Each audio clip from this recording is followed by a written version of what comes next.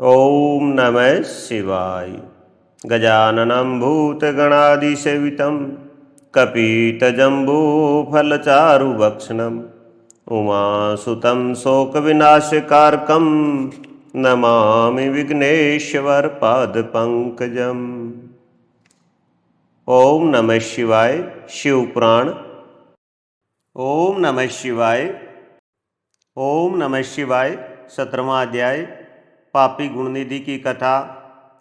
सूत जी कहते हैं, हे ऋषियों, तत्पश्चात नारद जी ने विनयपूर्वक प्रणाम किया और उनसे पूछा, भगवान शंकर कैलाश पर कब गए और महात्मा कुबेर से उनकी मित्रता कहाँ से हुई और कैसे हुई? प्रभु शिव जी कैलाश पर क्या करते हैं, कृपा कर मुझे बताइए। इसे सुनने के लिए मैं बहुत उत्सुक हूँ। ब्रह्मा जी बोले, हे नारद, मैं तुम्हें चंद्रमौली भगवान शिव के विषय में बताता हूँ। कापिल्य नगर में यज्ञदत्त नामक दीक्षित नामक एक ब्राह्मण रहते थे, जो अत्यंत प्रसिद्ध थे। वे यज्ञ विद्या में बड़े पारंगत थे। उनका गुणनिधि नामक एक 8 वर्षीय पुत्र था। उसका यज्ञोपवीत हो चुका था और वह भी बहुत सी विद्याएं जानता था, परंतु वह दुराचारी और जुआरी हो गया। वह हर वक्त खेलता कूदता रहता था तथा गाने बजाने वालों का साथी हो गया था।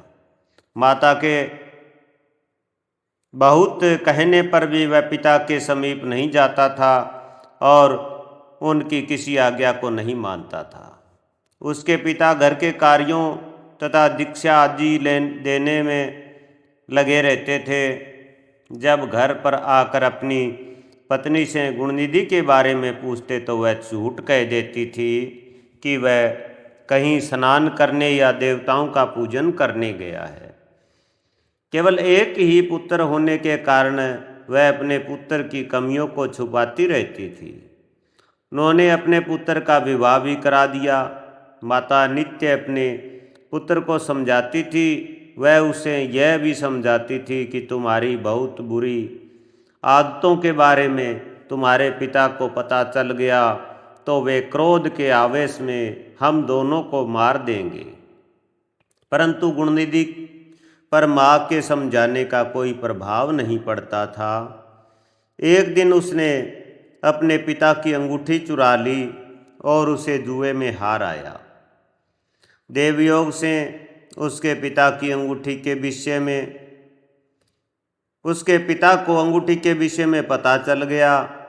जब उन्होंने अंगूठी जुआरी के हाथ में देखी और उससे पूछा तो जुआरी ने कहा, मैंने कोई चोरी नहीं की, अंगूठी मुझे तुम्हारे पुत्र ने ही दी है। यही नहीं बल्कि उसने और जुआरियों को भी बहुत सारा धन घर से लाकर दिया है। परंतु आश्चर्य तो यह है कि तुम जैसे पंडित भी अपने पुत्र के लक्षणों को नहीं जान पाए। यह सारी बातें सुनकर पंडित दीक्षित का सिर शर्म से झुक गया। वे सिर झुकाकर और अपना मुंह ढककर अपने घर की ओर चल दिए। घर पहुंचकर गुस्से से उन्होंने अपनी पत्नी को पुकारा। अपनी पत्नी से उन्होंने पूछा, तेरा लाडला पुत्र कहाँ गया है? मेरी अंगूठी जो मैंने सुबह तुम्हें दी थी वह कहाँ है? मुझे जल्दी से दो। पंडित की पत्नी ने फिर झूठ बोल दिया, मुझे स्मरण नहीं है कि वह कहाँ है। अब तो दीक्षित जी को और भी क्रोध आ गया। वे अपनी पत्नी से बोले, तू बड़ी सत्यवादिनी है, इसलिए मैं जब भी गुणनिधि के बारे में पूछता हूँ तब मुझे अपनी बातों से बहला देती है। यह कहकर दीक्षित जी घर के अन्य सामानों को ढूंढने लगे, किंतु उन्हें कोई वस्तु न मिली, क्योंकि वे सब वस्तुएं गुणनिधि जुए में हार चुका था। क्रोध में आकर पंडित ने अपनी पत्नी और पुत्र को घर से निकाल दिया और दूसरा विवाह कर लिया। ओम नमः शिवाय। ओम नमः शिवाय। 18वां अध्याय। गुणनिधि को मोक्ष की प्राप्ति। ब्रह्मा जी बोले, हे नारद, जब यह समाचार गुणनिधि को मिला तो उसे अपने भविष्य की चिंता हुई। वह कई दिनों तक भूखा प्यासा भटकता रहा। एक दिन भूख प्यास से व्याकुल वह एक शिव मंदिर के पास बैठ गया। एक शिव भगत अपने परिवार सहित शिव पूजन के लिए विविध सामग्री लेकर वहाँ आया था। उसने परिवार सहित भगवान शिव का विधि विधान से पूजन किया और नाना प्रकार के पकवान शिवलिंग पर चढ़ाए। पूजन के बाद वे लोग वहाँ से चले गए तो गुणनिधि ने भूख से मजबूर होकर उस भोग को चोरी करने का विचार किया और मंदिर में चला गया। उस समय अंधेरा हो चुका था, इसलिए उसने अपने वस्त्र को जलाकर उजाला किया। वह मानो उसने भगवान शिव के सम्मुख दीप जलाकर दीपदान किया था। जैसे ही वह सब भोग उठाकर भागने लगा, उसके पैरों की धमक से लोगों को पता चल गया कि उसने मंदिर में चोरी की है। सभी उसे पकड़ने के लिए दौड़े और उसका पीछा करने लगे। नगर के लोगों ने उसे खूब मारा। उनकी मार को उसका भूखा शरीर सहन नहीं कर सका। उसके प्राण पंखेरु उड़ गए। उसके कुकर्मों के कारण यमदूत उसको बांध कर ले जा रहे थे। तभी भगवान शिव के पार्षद वहाँ आ गए और गुणनिधि को यमदूतों के बंधन से मुक्त करा दिया। यमदूतों ने शिव गणों को नमस्कार किया और बताया कि यह बड़ा पापी और धर्म कर्म से हीन है। यह अपने पिता का भी शत्रु है। इसने शिवजी के भोग की भी चोरी की है। इसने बहुत पाप किए हैं, इसलिए यह यमलोक का अधिकारी है। इसे हमारे साथ जाने दे ताकि विभिन्न नरकों को यह भोग सके। तब शिवगुणों ने उत्तर दिया कि निश्चय ही गुणनिधि ने बहुत से पाप कर्म किए हैं, परंतु इसने कुछ पुण्य कर्म भी किए हैं जो संख्या में कम होने पर भी पाप कर्मों को नष्ट करने वाले हैं। इसने रात्रि में अपने वस्त्र को फाड़कर शिवलिंग के समक्ष दीपक की बत्ती दीपक में बत्ती डालकर उसे जलाया और दीपदान किया। इसने अपने पिता के श्रीमुख से एवं मंदिर के बाहर बैठकर शिव गुणों को सुना और ऐसे ही और भी अनेक धर्म कर्म इसने किए हैं। इतने दिनों तक भूखा रहकर इसने व्रत किया और शिव दर्शन तथा शिव पूजन भी अनेकों बार किया है। इसलिए यह हमारे साथ शिवलोक को जाएगा, वहाँ कुछ दिनों तक निवास करेगा। जब इसके संपूर्ण पापों का नाश हो जाएगा तो भगवान शिव की कृपा से यह कलिंग देश का राजा बनेगा। अतः यमदूतों, तुम अपने लोक को लौट जाओ। यह सुनकर यमदूत यमलोक को चले गए। उन्होंने यमराज को इस विषय में सूचना दे दी और यमराज ने इसको प्रसन्नतापूर्वक स्वीकार कर लिया। तत्पश्चात गुणनिधि नामक ब्राह्मण को लेकर शिवगण शिवलोक को चल दिए। कैलाश पर भगवान शिव और उमा देवी विराजमान थे। उसे उनके सामने लाया गया। गुणनिधि ने भगवान शिव उमा की चरण वंदना की और उनकी स्तुति की। उसने महादेव से अपने किए कर्मों के बारे में क्षमा याचना की। भगवान ने उसे क्षमा प्रदान कर दी। वहाँ शिवलोक में कुछ दिन निवास करने के बाद गुणनिधि कलिंग देश के राजा अरिदम के पुत्र दम के रूप में विख्यात हुआ। हे नारद, शिवजी की थोड़ी सी सेवा भी उसके लिए अत्यंत फलदायक हुई। इस गुणनिधि के चरित्र को जो पढ़ता है अथवा सुनता है उसकी सभी कामनाएं पूरी होती है तथा वह मनुष्य सुख शांति को प्राप्त करता है। ओम नमः शिवाय। 19वां अध्याय। गुणनिधि को कुबेर पद की प्राप्ति। नारद जी ने प्रश्न किया, है ब्रह्मा जी, अब आप मुझे यह बताइए कि गुणनिधि जैसे महापापी मनुष्य को भगवान शिव द्वारा कुबेर पद क्यों और कैसे प्रदान किया गया। हे प्रभु, कृपा कर इस कथा को भी बताइए। ब्रह्मा जी बोले, हे नारद, शिवलोक में सारे दिव्य भोगों का उपभोग तथा उमा महेश्वर का सेवन कर वह अगले जन्म में कलिंग के राजा अरिदम का पुत्र हुआ। उसका नाम दम था। बालक दम की भगवान शंकर में असीम शक्ति थी। वह सदैव शिव जी की सेवा में लगा रहता था। वह अन्य बालकों के साथ मिलकर शिव भजन करता। युवा होने पर उसके पिता अरिदम की मृत्यु के पश्चात दम को राज सिंहासन पर बैठाया गया।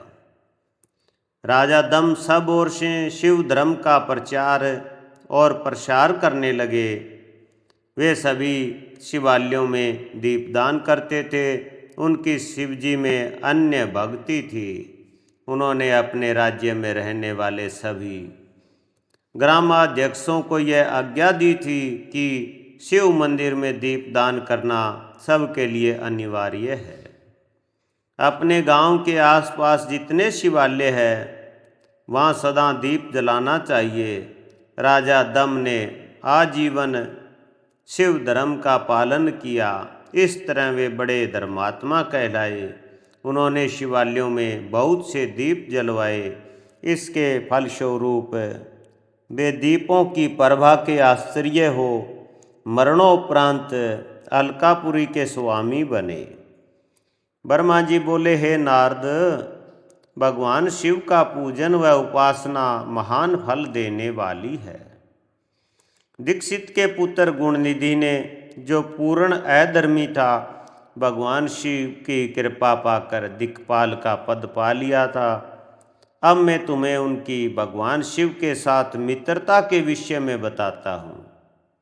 नारद, बहुत पहले की बात है। मेरे मानस पुत्र पुलस्त्य से विशर्वा का जन्म हुआ और विशर्वा के पुत्र कुबेर हुए। उन्होंने पूर्व काल में बहुत कठोर तप किया। उन्होंने विश्वकर्मा द्वारा रचित अलकापुरी का उपभोग किया। मेघवाहन कल्प के आरंभ होने पर वे कुबेर के रूप में घोर तप करने लगे। वे भगवान शिव द्वारा प्रकाशित काशीपुरी में गए और अपने मन के रतन में दीपों से 11 रुद्रों को उद्बोधित कर वे तन्मयता से शिव जी के ध्यान में मगन होकर निश्चल भाव से उनकी उपासना करने लगे। वहाँ उन्होंने शिवलिंग की प्रतिष्ठा की। उत्तम पुष्पों द्वारा शिवलिंग का पूजन किया। कुबेर पूरे तन मन से तप में लगे थे। उनके पूरे शरीर में केवल हड्डियों का ढांचा और चमड़ी ही बची थी। इस प्रकार उन्होंने 10,000 वर्षों तक तपस्या की। तत्पश्चात भगवान शिव अपनी दिव्य शक्ति उमा के भव्य रूप के साथ कुबेर के पास गए। अलकापति कुबेर मन को एकाग्र कर शिवलिंग के सामने तपस्या में लीन थे। भगवान शिव ने कहा, अलकापते, मैं तुम्हारी भक्ति और तपस्या से प्रसन्न हूँ। तुम मुझसे अपनी इच्छा अनुसार वर मांग सकते हो। यह सुनकर जैसे ही कुबेर ने आंखें खोली तो उन्होंने अपने सामने भगवान नीलकंठ खड़े दिखाई दिए। उनका तेज सूर्य के समान था। उनके मस्तक पर चंद्रमा अपनी चांदनी बिखेर रहा था। उनके तेज से कुबेर की आंखें चौंधिया गई। तत्काल उन्होंने अपनी आंखें बंद कर ली। वे भगवान शिव से बोले, भगवान, मेरे नेत्रों को वह शक्ति दीजिए जिससे मैं आपके चरण बिंदों का दर्शन कर सकूं। कुबेर की बात सुनकर भगवान शिव ने अपनी हथेली से कुबेर को स्पर्श कर देखने की शक्ति प्रदान की। दिव्य दृष्टि प्राप्त होने पर वे आंखें फाड़ फाड़ कर देवी उमा की ओर देखने लगे। वे सोचने लगे कि भगवान शिव के साथ यह सर्वांग सुंदरी कौन है। इसने ऐसा कौन सा तप किया है जो इसे भगवान शिव की कृपा से उनका सामीप्य रूप और सौभाग्य प्राप्त हुआ। वे देवी उमा को निरंतर देखते जा रहे थे। देवी को घूरने के कारण उनकी बाईं आंख फूट गई। शिव जी ने उमा देवी से कहा, उमे, ये तुम्हारा पुत्र है, ये तुम्हें क्रूर दृष्टि से नहीं देख रहा, यह तुम्हारे तप बल को जानने की कोशिश कर रहा है। फिर भगवान शिव ने कुबेर से कहा, मैं तुम्हारी तपस्या से बहुत प्रसन्न हूँ। मैं तुम्हें वर देता हूँ कि तुम सब सतनिधियों और गुहा शक्तियों के स्वामी हो जाओ। सुरवर्तों, यक्षों और किन्नरों के अधिपति होकर धन के दाता बनो। मेरी तुमसे सदा मित्रता रहेगी और मैं तुम्हारे पास सदा निवास करूँगा, अर्थात तुम्हारे स्थान अलकापुरी के पास ही मैं निवास करूँगा। कुबेर, अब तुम अपनी माता उमा के चरणों में प्रणाम करो, ये ही तुम्हारी माता है। ब्रह्मा जी कहते हैं, नारद, इस प्रकार भगवान शिव ने देवी से कहा, हे देवी, ये आपके पुत्र के समान है, इस पर अपनी कृपा करो। यह सुनकर उमा देवी बोली, वत्स, तुम्हारी भगवान शिव में सदैव निर्मल भक्ति बनी रहे। बाईं आँख फूट जाने पर तुम एक ही पिंगल नेत्र से युक्त रहो। महादेव जी ने जो वर तुम्हें प्रदान किए हैं वे सुलभ है। मेरे रूप से ईर्ष्या के कारण तुम कुबेर नाम से प्रसिद्ध होंगे। कुबेर को वर देकर भगवान शिव और देवी उमा अपने धाम को चले गए। इस प्रकार भगवान शिव और कुबेर में मित्रता हुई और वे अलकापुरी के निकट कैलाश पर्वत पर निवास करने लगे। नारद जी ने कहा, ब्रह्मा जी, आप धन्य हैं।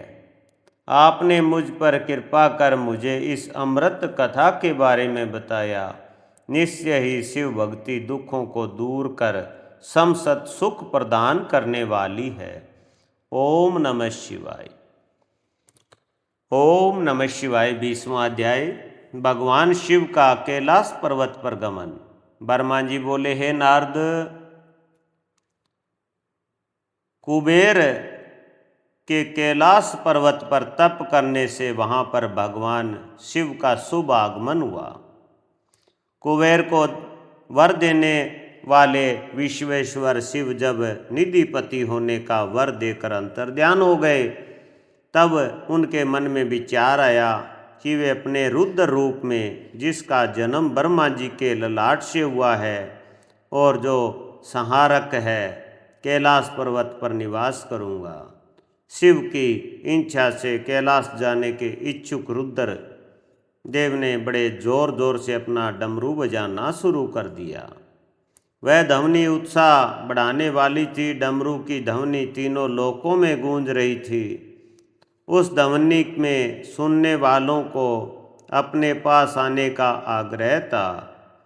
उस डमरू ध्वनि को सुनकर ब्रह्मा, विष्णु आदि सभी देवता, ऋषि, मुनि, वेद शास्त्रों को जानने वाले सिद्ध लोग बड़े उत्साहित होकर कैलाश पर्वत पर पहुँचे। भगवान शिव के सारे सारसद और गणपाल जहाँ भी थे, वे कैलाश पर्वत पर पहुँचे। साथ ही असंख्य गुणों सहित अपनी लाखों करोड़ों भयावनी भूत प्रेतों की सेना के साथ स्वयं शिवजी भी वहाँ पहुँचे। सभी गणपाल सहस्त्रों भुजाओं से युक्त थे। उनके मस्तक पर जटाएं थी।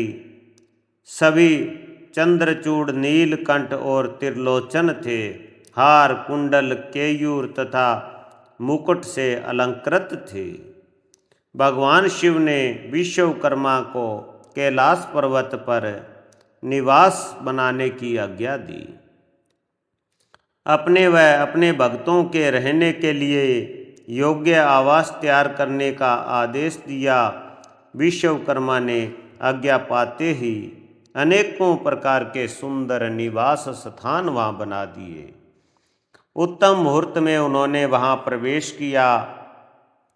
इस मधुर बेला पर सभी देवताओं, ऋषि मुनियों और सिद्धों सहित ब्रह्मा और विष्णु जी ने शिव जी व उमा का अभिषेक किया।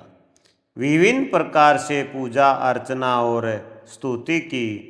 प्रभु की आरती उतारी। उस समय आकाश से फूलों की वर्षा हुई। इस समय चारों ओर भगवान शिव तथा देवी उमा की जय जयकार हो रही थी। सभी की स्तुति से प्रसन्न होकर भगवान शिव ने उन्हें उनकी इच्छा के अनुसार वरदान दिया तथा उन्हें अभिष्ट और मनोवांछित वस्तुएं भेंट की। तत्पश्चात भगवान शंकर की आज्ञा लेकर सभी देवता अपने अपने निवास को चले गए। कुबेर भी भगवान शिव की आज्ञा पाकर अपने स्थान अलकापुरी को चले गए। तत्पश्चात भगवान शंभु वहाँ निवास करने लगे। वे योग साधना में लीन होकर ध्यान में मगन रहते। कुछ समय तक वहाँ अकेले निवास करने के बाद उन्होंने दक्ष कन्या देवी सती को पत्नी रूप में प्राप्त कर लिया। देवऋषि अब रुद्र भगवान देवी सती के साथ वहाँ सुखपूर्वक विहार करने लगे। हे नारद, इस प्रकार मैंने तुम्हें भगवान शिव के रुद्र अवतार का वर्णन और उनके कैलाश पर आगमन की उत्तम कथा सुनाई। तुम्हें शिवजी व कुबेर की मित्रता और भगवान शिव की विभिन्न लीलाओं के विषय में बताया है। उनकी भक्ति तीनों लोकों का सुख प्रदान करने वाली है तथा मनोवांछित फलों को देने वाली है। इस लोक में ही नहीं परलोक में भी सद्गति प्राप्त होती है।